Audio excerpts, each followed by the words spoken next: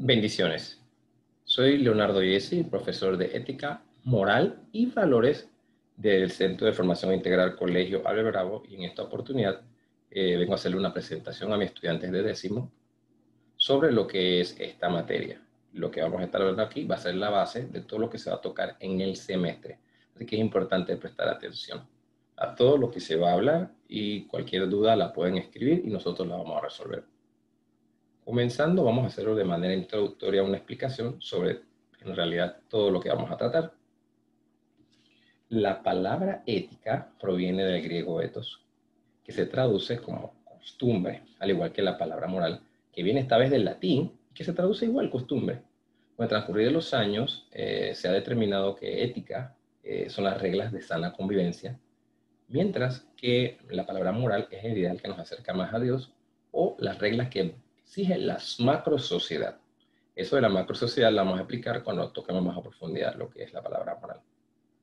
Y por lo tanto hay que tener conciencia de que todo lo ético no exactamente es moral, y todo lo moral no siempre es ético.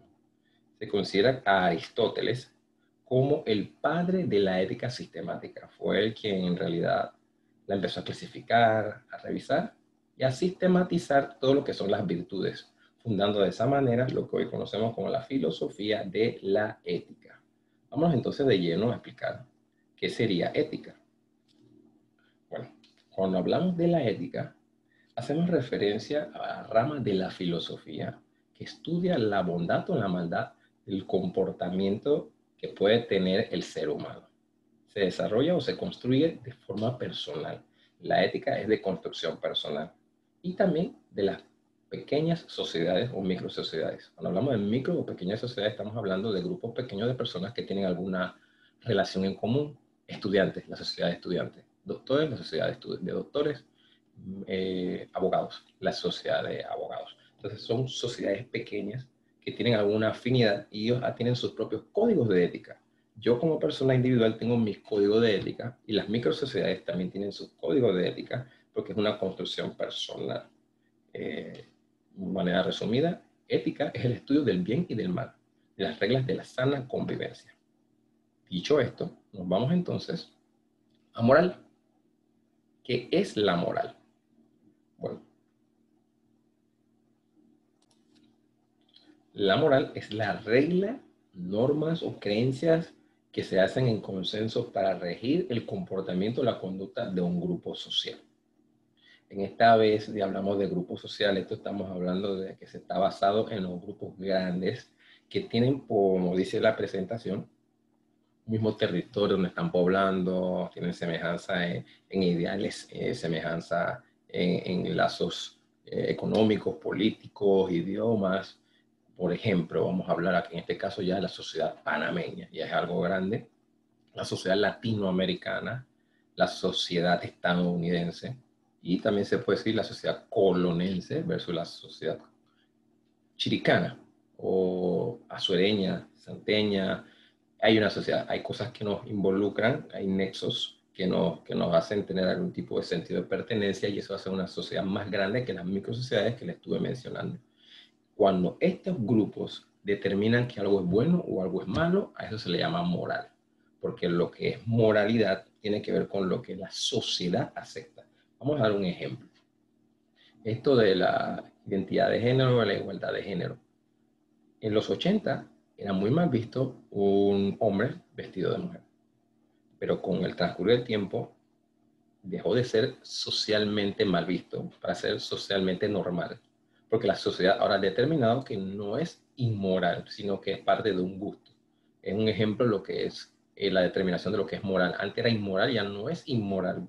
Criticar a una persona porque tiene una orientación sexual de hombre con hombre, mujer con mujer, ya no es inmoral, es parte de la normalidad que existe hoy en día, así que no se le clasifica como inmoral. La sociedad ahora determina qué es bueno y malo, a diferencia de la ética, que la ética yo determino para mí qué es bueno y qué es malo. La diferencia que tiene una con la otra. Y por último, vamos a hablar entonces de los valores.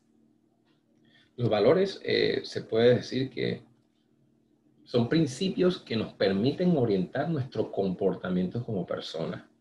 Son creencias que nos permiten elegir entre cómo comportarnos en algún lugar o cómo hacer en algún momento dado.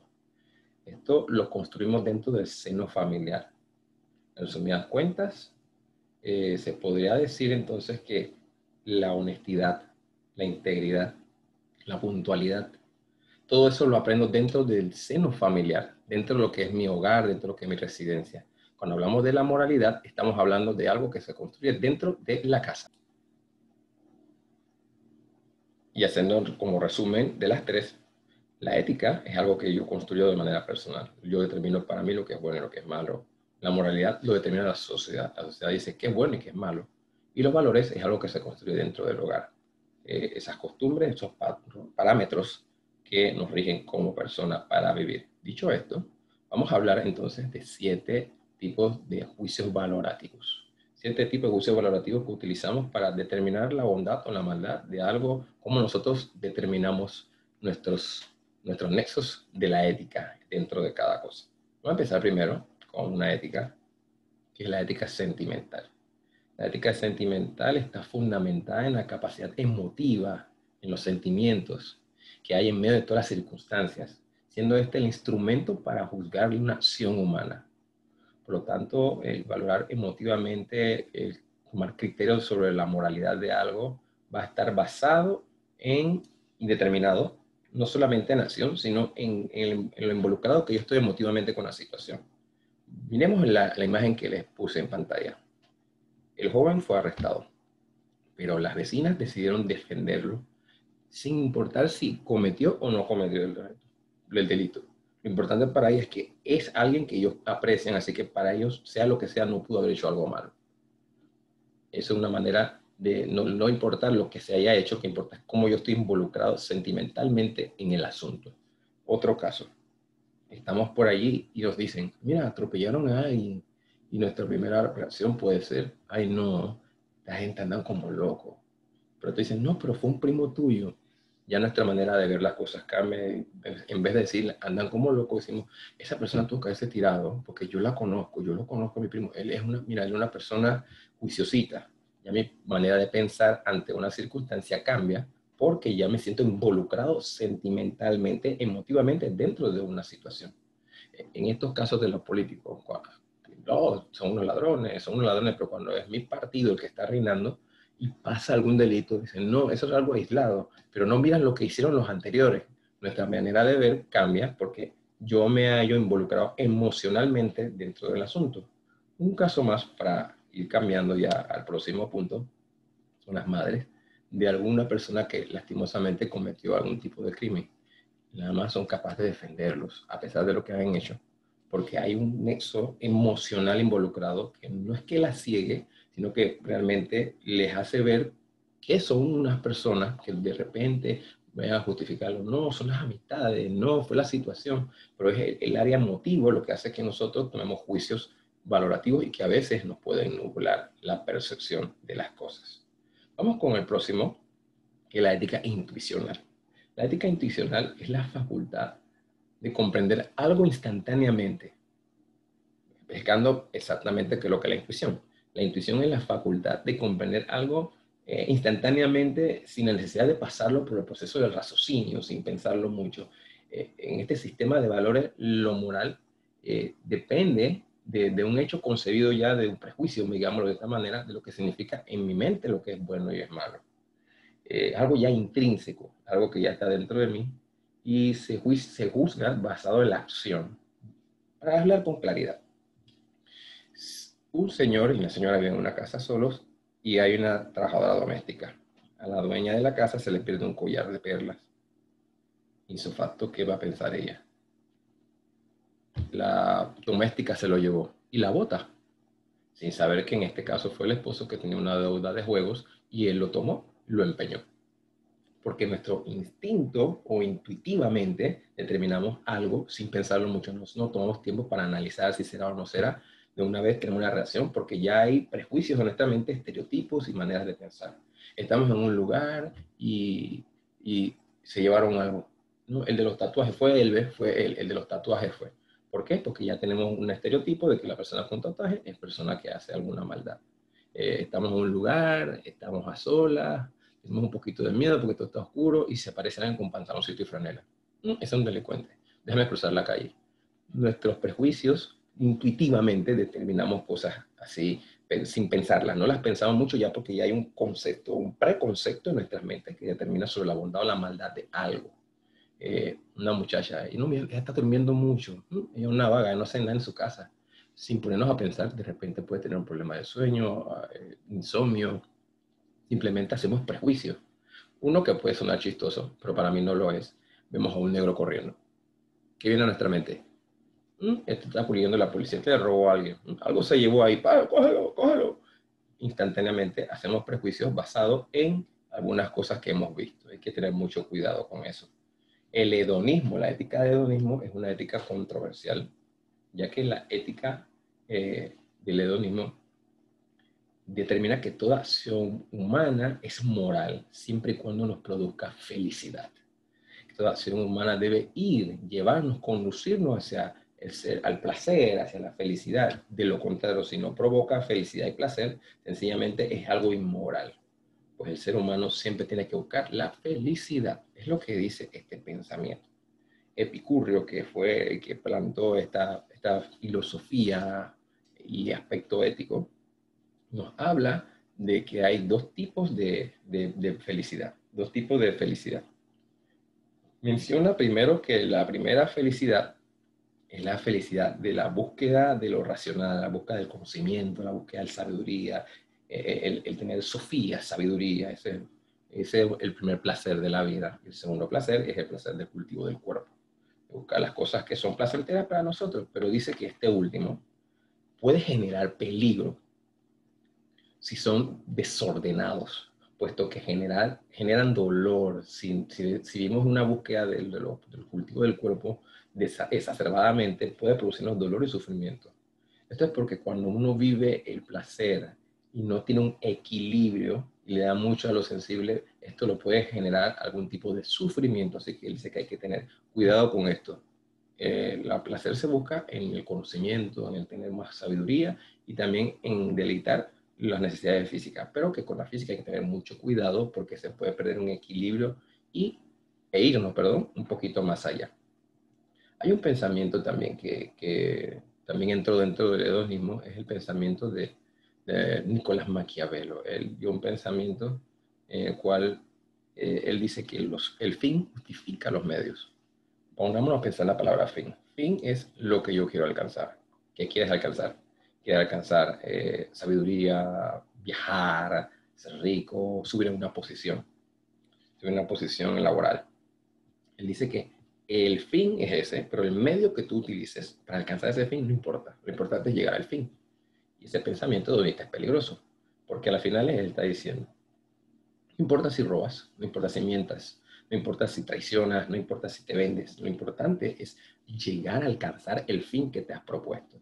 Y ese tipo de hedonismo es un poquito peligroso. Nos vamos entonces con el próximo, que para ir adelantando les puedo decir que es un hedonismo a gran escala. En este pensamiento utilitarista, el utilitarismo afirma que debe constituirse como una norma social y comunitaria, como una ley, cualquier cosa que resulte intrínsecamente valioso o necesario para los individuos. Pues cuando muchas personas están solicitando algo imperativamente, diciendo que algo es necesario, eso debe considerarse como una ley, una norma social, porque causa placer a la sociedad. Vamos a explicarlo con ejemplo y voy a retomar otra vez el hecho de la comunidad LGTBI. Estas personas no tienen, constitucionalmente hablando, la probabilidad de tener unión matrimonial porque la Constitución dice hombre y mujer. Entonces, como ellos son una comunidad que están creciendo y son mucho más las personas que están pidiéndolo, según el utilitarismo, el utilitarismo dice, esto hay que constituirlo como una ley, porque hay un grupo o un sector que lo está pidiendo y lo que importa es lo que la mayoría necesita. Así que es una lucha. Vamos a tomar otro ejemplo, el aborto. El aborto se considera como homicidio, pero en este caso ellos están diciendo que el aborto, hay mujeres que con el pasar del tiempo están viviendo su vida atadas supuestamente a tener un hijo cuando quieren vivir un placer libre y poder decidir sobre su propio cuerpo y quieren decidir poder interrumpir el proceso de gestación. Y no son una ni dos, porque antes había como un suicidio, son muchas mujeres, así que están pidiendo que se legitimice lo que es el aborto. Estamos hablando que el utilitarismo pide que se vuelva ley algo que le conviene o que le dé placer a algunas personas. Por eso creía que es un hedonismo en gran escala. Porque hay personas que les convienen, que les es placentero, entonces no simplemente lo hacen ya, sino que quieren que se convierta en una ley, que se legitimice todo eso y se vuelva legal. Y a veces se puede llegar a legalizar lo que es ilegítimo. Se puede volver legal cosas que realmente no son positivas para la sociedad. Hay unas cosas también que quieren legalizar, es el uso de la marihuana como algo terapéutico medicinal, porque se ha visto que en algunos lugares ha ayudado.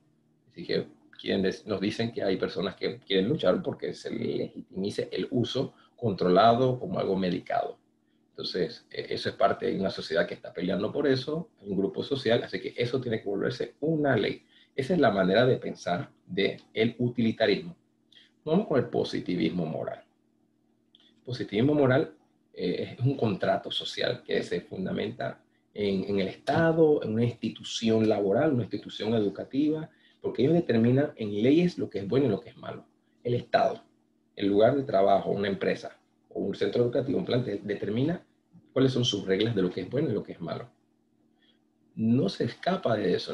No hay lo que yo pienso, lo que yo creo, lo que dicen estas personas es lo que es bueno y lo que es malo. No importa mi opinión.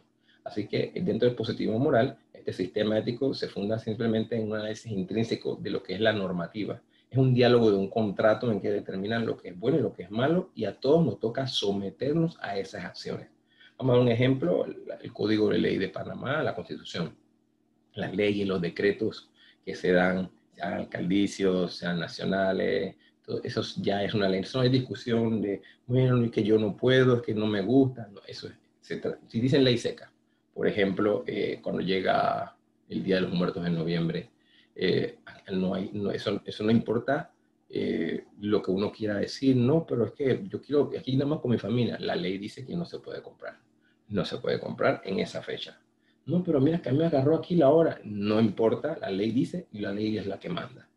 Es lo que determina el positivo moral. Las cosas son buenas o malas según lo que dice la Constitución, lo que dice la ley, según lo que dice el centro de educación, por ejemplo. El colegio dice, no se puede poner esas hebillas carísimas, Hermes, Ferragamo, Gucci, Prada, no se pueden, pues no se pueden. No, no importa quién tú seas, no importa cómo, si te gusta, no importa si es tu cumpleaños, la ley dice que no va, no va. Determina la institución o el centro lo que es correcto, lo que es incorrecto. Así que el positivo moral va en esa línea. Y vamos en la penúltima, que es la ética situacional. Esta es bien interesante porque este es un sistema moral en el cual es bastante flexible, es bien flexible. Aquí dice que según las circunstancias son las que determinan lo que es bueno y lo que es malo. Las circunstancias, que no existe nada absoluto, que las cosas son relativas. El relativo significa depende. ¿Qué es absoluto? Algo inconmovible.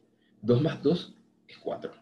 4 en Japón, en Corea, en Burkina Faso, en Argentina, en Estados Unidos, en Groenlandia, donde tú vayas, 2 más 2 es 4. Es algo absoluto. Pero dicen que la ética no es absoluta, sino que la ética es relativa. Depende de la situación, depende de lo que está sucediendo, depende de la circunstancia en que se esté moviendo. Algo puede ser bueno o algo puede ser malo. Que lo que importa es la existencia del ser humano, lo que importa es las cosas, el bienestar del hombre, lo que importa es eso. Muy por encima de las leyes, porque las leyes son algo que nos atan, que todo depende de las circunstancias que se estén movilizando en el momento de lo que estemos viviendo, es lo que importa según este tipo de ética. Las circunstancias son las que mandan. Dicen que definitivamente cada uno debe tener su propio punto de vista, cada ser humano crea su propio código de ética, eso es lo que es bueno y lo que es malo, y que al final todos tenemos la razón. Lo que es malo para ti no necesariamente es malo para mí. Para mí, ese es mi punto de vista y tienes que respetar mi punto de vista. Yo respeto tu punto de vista, tú en tu mundo, yo en mi mundo. Los dos tenemos la razón. Eso es lo que nos ofrece la ética situacional. Vamos a dar dos ejemplos.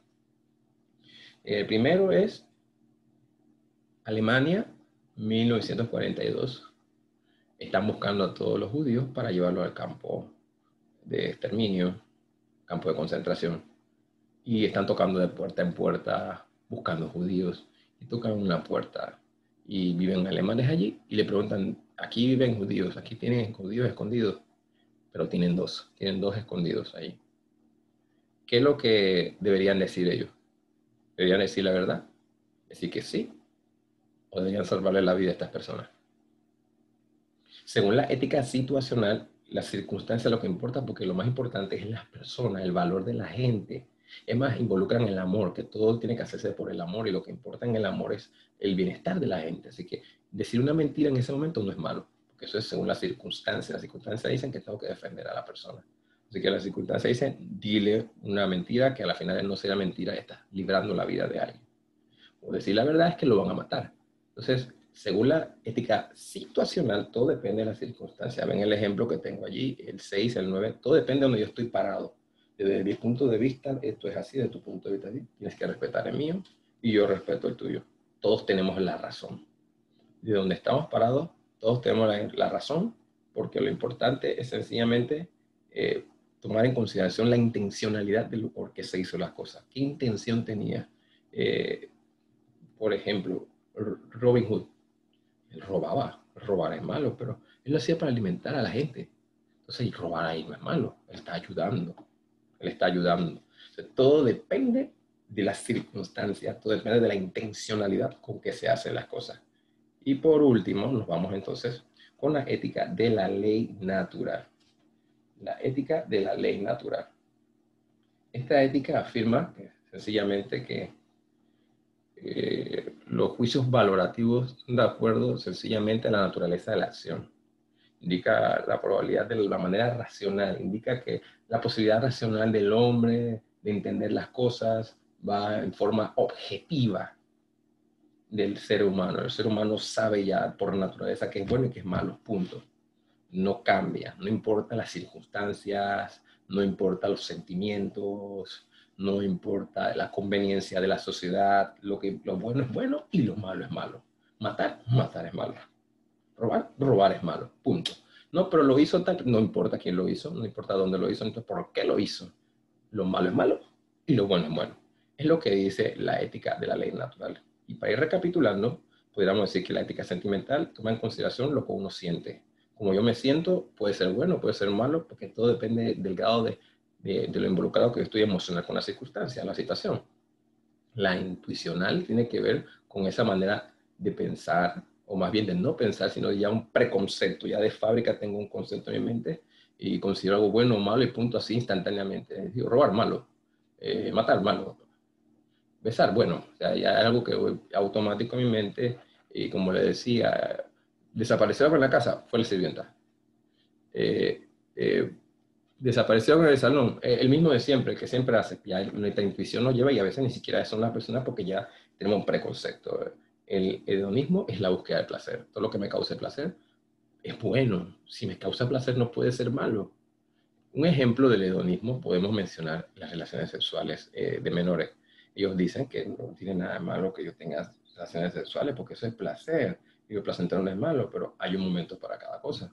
Entonces, yo tengo que tener en consideración que hay un momento, una circunstancia y todo lo demás, y que no debe ir adelantándose los procesos. El utilitarismo, si algo es bueno para un grupo, entonces tiene que volverse una ley. La ley tiene que aprobar eso. Mencionamos la comunidad LGTBI, mencionamos también el aborto. Positivismo moral, pues hay que obedecer lo que dice la Constitución, lo que dicen las leyes, porque ellos son los que determinan lo que es bueno y lo que es malo. La situacional no existen absolutos, no existe nada escrito en tabla, a veces bueno, a veces malo, todo depende de las circunstancias. Y el último, la ley natural, sencillamente por lógica, hay algo bueno y algo malo y la lógica nos indica, no importa las circunstancias, no importa los sentimientos, no importa nada, lo bueno es bueno y lo malo es malo. Gracias por estar con nosotros en esta clase, espero que sea de provecho y Dios me los bendiga.